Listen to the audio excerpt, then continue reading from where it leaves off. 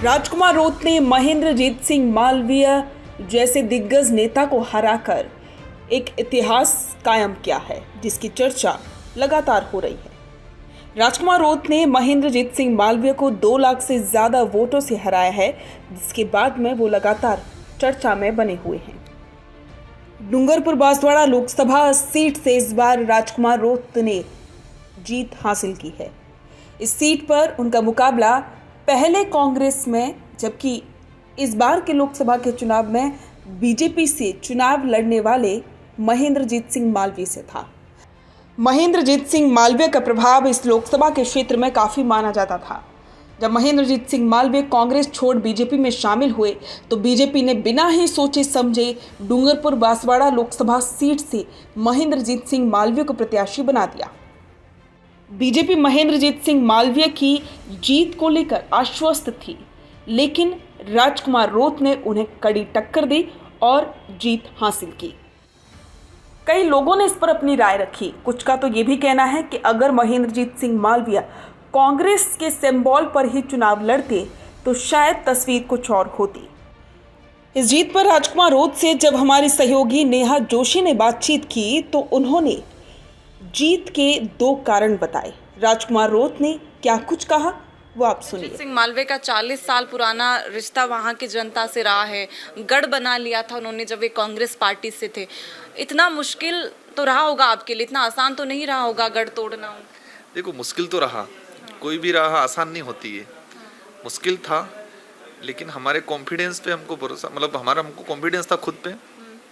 दूसरी चीज, जिन इशुओं को लेके हम चल रहे थे, जिन मुद्दों के आधार पे चुनाव लड़े थे, वहाँ पर भी हमको अच्छा कोऑपरेट मिला। लोगों को लगा हाँ ये मुद्दे ठीक है, जिन मुद्दों को कभी कांग्रेस बीजेपी ने नहीं उठाया है।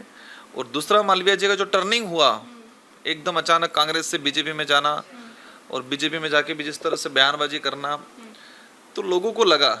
एक बात आज बताना चाहूँगा, पिछले 40 साल के अंदर मालवीय जी ने, उनके परिवार वालों ने लगभग 2 से 3 लाख लोगों को सौगंध खिलवाई होगी, कसम खिलवाई होगी।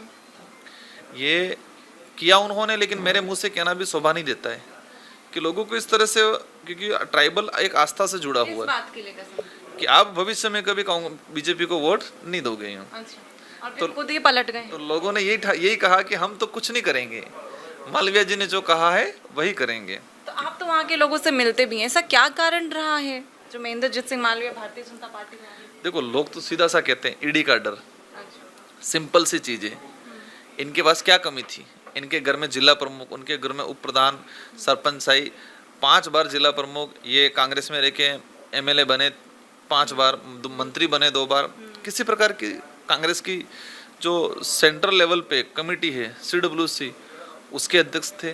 तो किसी प्रकार की कोई कमी नहीं थी। लेकिन जिस तरह नेता प्रतिपक्ष नहीं बनाया गया, इस वजह से छोटा बच्चा भी थोड़ी सही कहते हैं स्कूल में, छोटा बच्चा भी बहाना ठोक ढंग से बनाता है, जनता समझती है।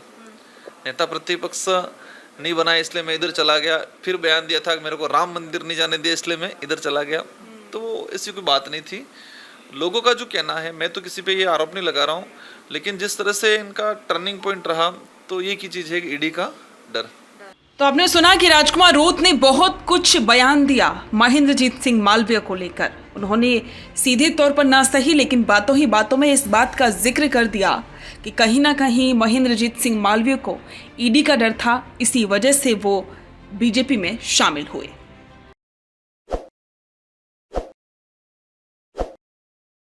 ताज़ा खबरों के लिए विजिट करें द फैक्ट इंडिया की वेबसाइट और डाउनलोड करें द फैक्ट इंडिया ऐप।